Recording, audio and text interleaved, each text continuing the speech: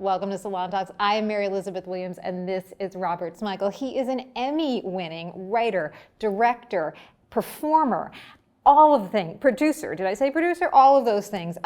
You know from SNL as the creator of TV Funhouse, the classic, irreverent, iconic, the co-writer and producer of the Hotel Transylvania and its first sequel. Love them. They're classics in our family. And of course, the iconic alter ego of Triumph, the insult comic dog.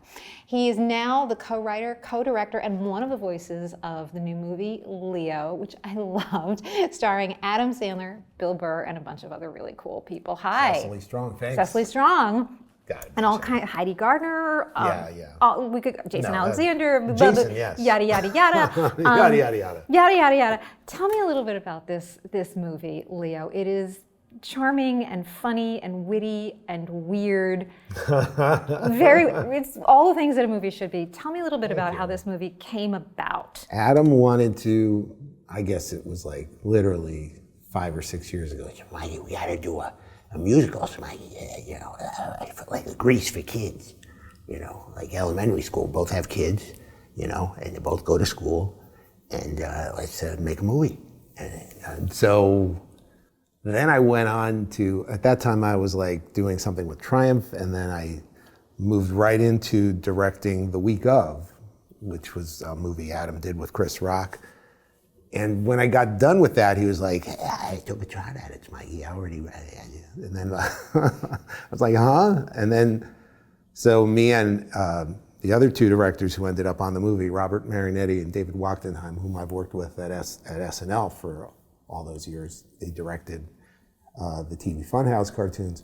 We all kind of thought the script was missing something that needed like a reason to be an animated movie, and there was something, we took a few things out of that script that are in this movie, like I Know You Like the Kindergartners, and that idea came from that script, and so did the kid who has the drone following him. But I got the idea, there was like a narration that just a couple of times in the movie, at the very end it happened, and it was revealed that it was a snake that was in the room. And that set me on this Leo idea, which, I kind of talked to David and Robert about what if we made this about the class pet, and then I put together, like, I have kids in elementary school and I know they're friends, and it really cracks me up how the problems, and I remember this as a kid, like, your problems seem so important, but they're so minor in the eyes of adults, And whether it's just not being invited to a party or somebody looked at me the wrong way, anything incredibly trivial. And I thought combining those anxieties with this class pet who's seen everything, every type of kid in the last 75 years. And he's like, "Oh no, that's like, Michael Djokovic in 1963, and he figured out a way." And it was one of those ideas that came pretty quickly, and usually the best ones do. Yeah, it's about childhood. It is, yeah. And kind of the eternal problems of childhood. The eternal problems of childhood and tweenhood, or pre-tweens, I guess these kids are. They're like 11. Right. Yeah. Just an absolutely dreadful, often age. Yes. And it hits a lot of your The sweet oh my God years. Right. Oh my God. Right. This is the worst thing that's ever happened. Yeah. Right, because you're on the cusp of so much. And it hits so many of your sweet spots because it's animation, which you have decades of Sadly, of love, and music. You really like doing musical things. You've been doing musical things. You were the guy who wrote Mr. Short-Term Memory, the song. Wow. Okay. Right? You really are prepared. That's an earworm. Once you hear Mr. Short-Term Memory. I'm married to a Mr. Short-Term Memory. To Mr. Short-Term So Memory. we sing that song a lot in our house. Yeah. That set off an entire era that ended up being, it almost was like a pox on Saturday Night Live, because at the time of that sketch, which was Conan's idea, the short-term memory guy, and that we did for Tom Hanks, but we all wrote it together, and at that time, like every sketch started with, and now another episode of Short-Term Memory Man. It was like Don Pardo. And I was like, let's do a jingle. And then, so I wrote that one, and then within like a year, every character sketch was like, it's Pat or whatever. They all started with jingles and montages. They're all Toonses, yeah. I know that era very well. Toonses was the best. I know, it's really. But yeah, I loved writing. Even when I was a kid, like one of the ways I was like a comedy bully a little bit. I would do impressions, draw cartoons of kids, and sometimes I would just make up little jingles about kids. And yeah, and then it grew into SNL. Occasionally I would write, like Christmastime for the Jews at the Let's get TV into that, because format. I was going to ask you, because it's the time of year Oh yeah.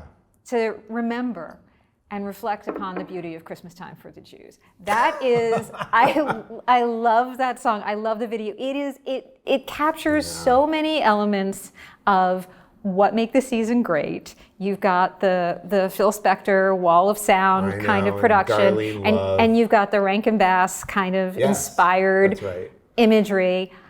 How did this beautiful little, because it's this little thing, it's like a minute and a half long, Robert. It's pretty short. And it's a big production with a big name. Yeah. How the hell?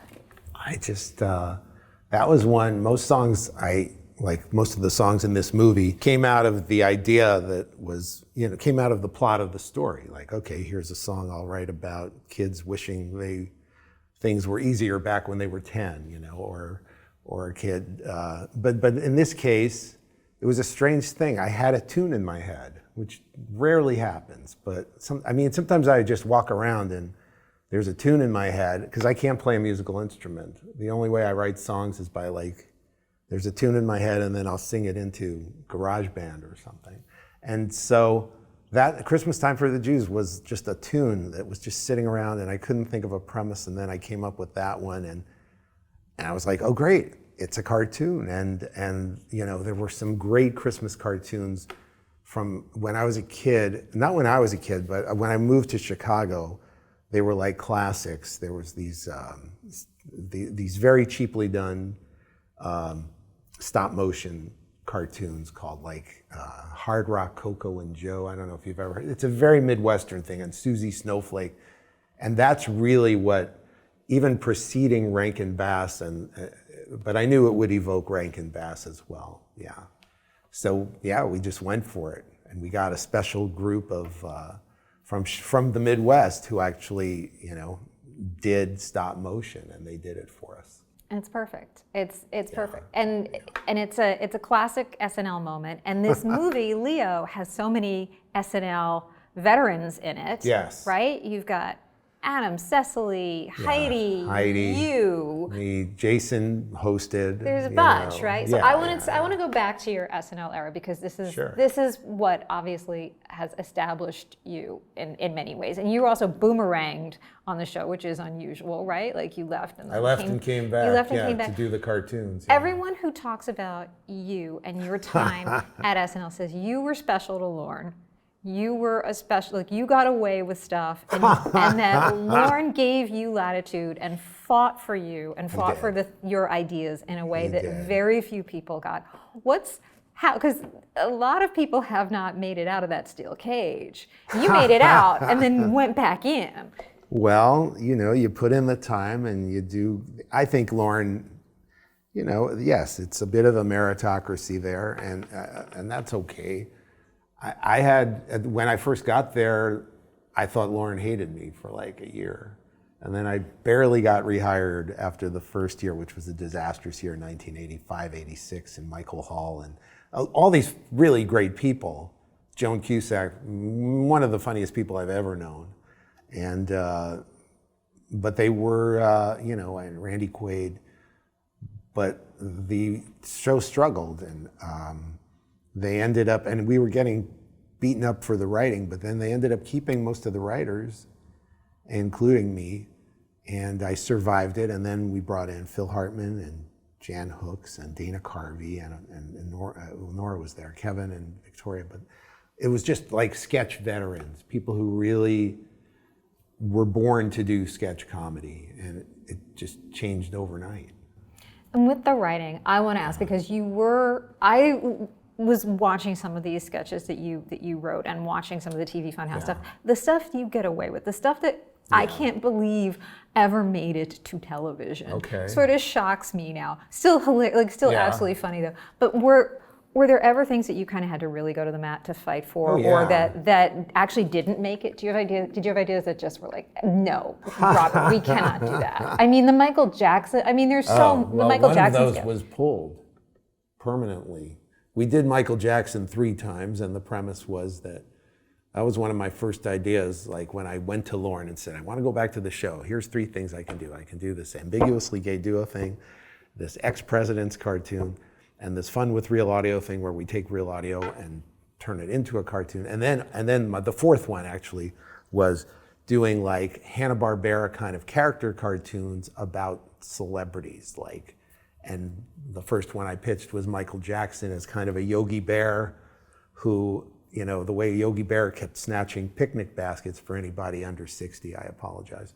These references worked back in 1997. But Yogi Berra would snatch picnic baskets, and Michael Jackson did the same with, you know, underage boys, basically. That was the premise. You know, that's what was going on in the 90s. The 90s were an insane time, comedically, because the dam burst in the 90s. Like, basic cable had sort of joined the fray in the 80s, and then HBO and had broken out, and there was all this pressure suddenly on network television to compete with basic cable and pay cable, to be more outrageous and reflect the real world more. And so suddenly in the early 90s, the standards department was dissolved at NBC. It came back in a much like softer capacity, and that just happened everywhere. Fox with In Living Color, I mean, the kind of stuff they would do. And everybody applauded it at the time because it was like considered like taboo breaking and outrageous. And isn't this great? The networks are loosening up. But like in retrospect, some of the most politically incorrect things that would be perceived now, like, you know, sketches that made fun of handicapped people or gay people, you know, relentless kind of sketches that way. You know, the 90s and early zeros, I would say, would be most reflective of that time. Was its own thing. But then there were also things that were absolutely brilliant and I think still absolutely hold up today. Well, I'm still proud of the Ambiguously Gay Duo, at least the concept, you know, because it was supposed to make fun of homophobia and our obsession with are these guys gay? They seem gay, you know, and just the absurdity of caring so much to the point where superheroes, like the most heroic people in the world, and all they're trying to do is save the world, and the audience is obsessed with whether they're gay or not. Whether they're sleeping together or not. You know, I was thinking of something that Tina Fey said when Norm Macdonald died, which was, maybe you've heard it, I'm sure you have, that he was the last dangerous cast member on SNL. And I think about that phrase, dangerous, and the kind of writing that you've done. Right. Do you think what you were doing was dangerous? I mean, I never thought of it as dangerous. I never set out to be dangerous, but I did set out to be satirical, and I didn't put limits on myself if Lorne Michaels didn't, you know? So I would do stuff about, I also like, especially during the Bush administration, because the show seemed to struggle after Will Ferrell left, even though I thought some of the characterizations of Bush, like Will Forte's, were very funny, but they were struggling to do humor about the administration, and I kind of felt like, we need to talk about this. And so I did some very intense stuff about the Bush, and about Dick Cheney in particular. One time it was like almost so far that the audience like barely laughed, and oddly enough, Dave Chappelle was visiting the show that day, and he looked at me after the sketch and he just was like, "You got balls."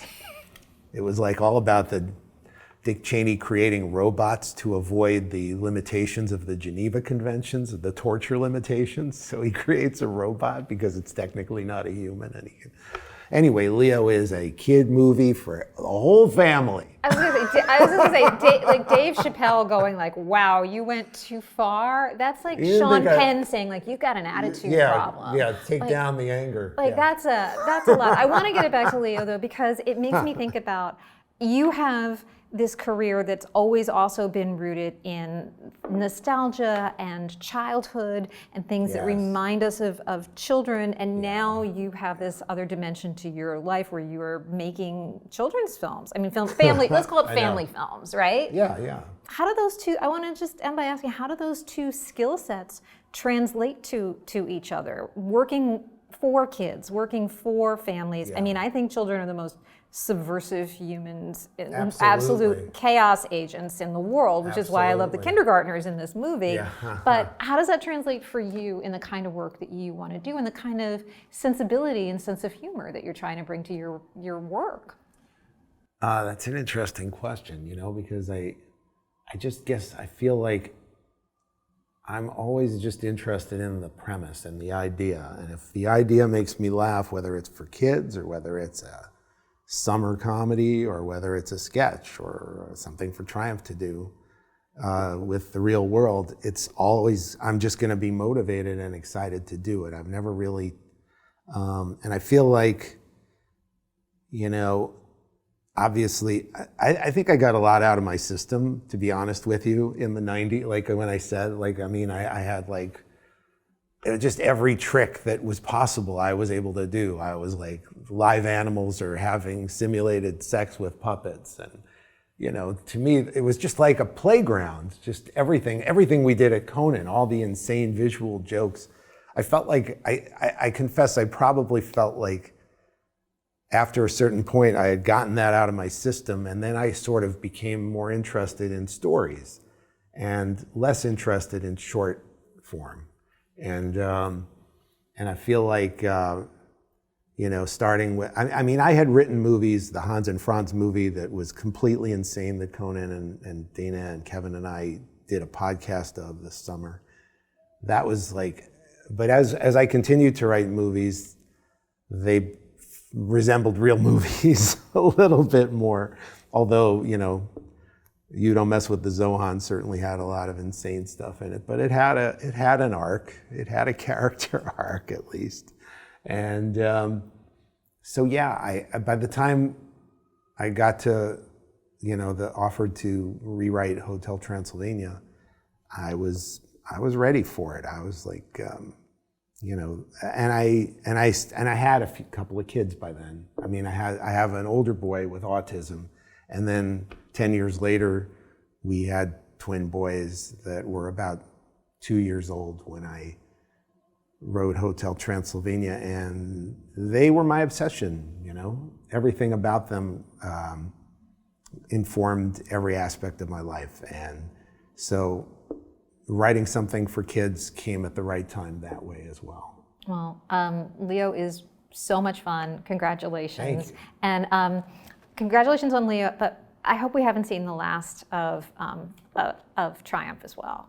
I hope we'll get to see a little. No. Okay, I'm going to milk that thing as long as, he doesn't age. I age, but he doesn't, and his jokes were always old. And he's got to be like 200 years old in dog years now, right? Yeah. Well, okay, good. I just want to make sure Triumph is okay. He's slightly older than his jokes. But he's still okay. All right. No, he's got to, hopefully he'll be out there covering the election or something. Okay, good. Robert Smigel, thank you so much for joining us today. What a pleasure. Likewise, thank you.